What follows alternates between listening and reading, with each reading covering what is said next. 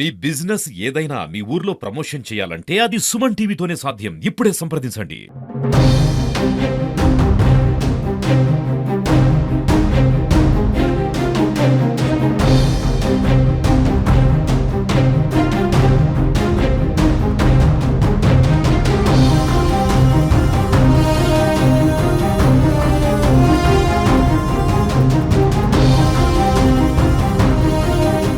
ప్రస్తుతం మనం తిమ్మాపూర్ మండలం కొత్తపల్లి గ్రామం వద్ద ఉన్నాము.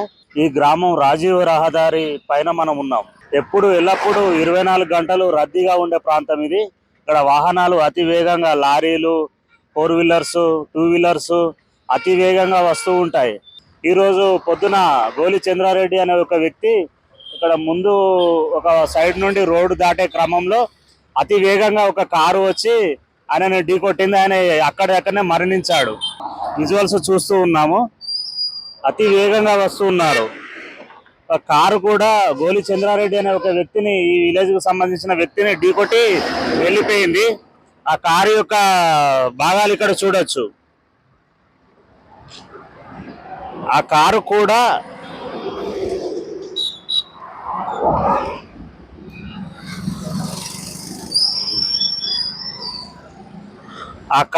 చంద్రారెడ్డిని ఢీకొట్టి చంద్రారెడ్డి అక్కడికక్కడే మరణించడం జరిగింది.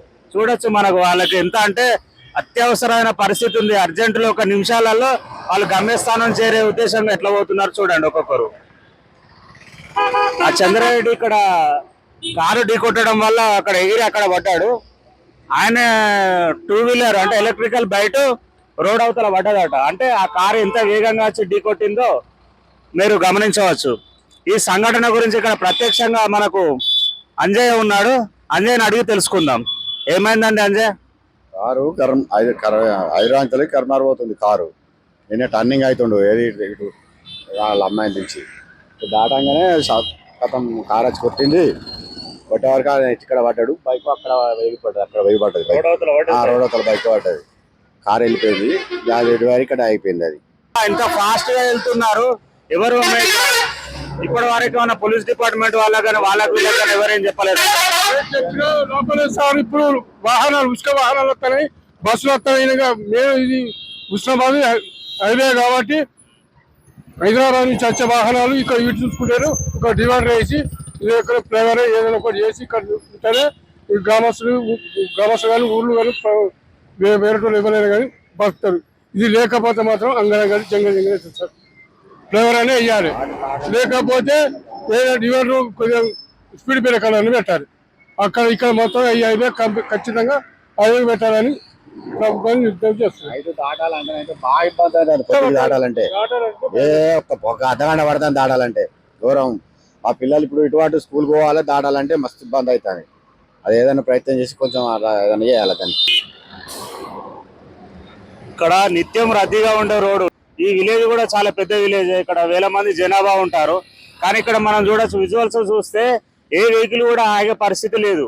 వారికి రోడ్డు భద్రత అనేది ఏ విధమైన విషయం అవన్నీ కంప్లీట్ గా తెలుసుకున్న తర్వాతనే వాళ్ళకి లైసెన్సులు జారీ చేస్తున్నారా, లేకపోతే లైసెన్సులు అనేటి చిత్తు కాగితాలేనా అనేది దీన్ని బట్టి మనకు అర్థమవుతుంది.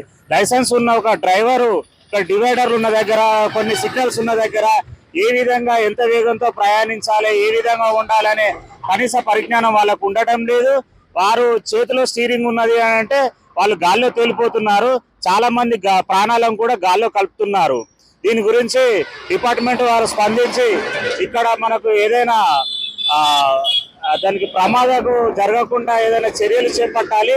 లేదంటే ఇట్లా ఫాస్ట్ గా వెళ్తున్న వాహనాలు ఉన్నాయి కదా, ఆ వాహనాలను కూడా ఏదైనా పికెటింగ్ నిర్వహించి కొన్ని రోజులు వాళ్ళకు అవగాహన కల్పిస్తే అయినా మారుతారో లేదో తెలియదు. కానీ ఏదేమైనా ఇక్కడ చాలా వరకు కొంతమంది వాహనదారుల అజాగ్రత్త వల్ల చాలా మంది ప్రాణాలు గాల్లో కలిసిపోతున్నాయి. కొన్ని కుటుంబాలకు తీరని శోకంగా మారుతుంది. ఈరోజు అదే ఈ విలేజ్ కు సంబంధించిన గోలి చంద్రారెడ్డి కూడా ఈ విధంగానే మరణించడం జరిగింది.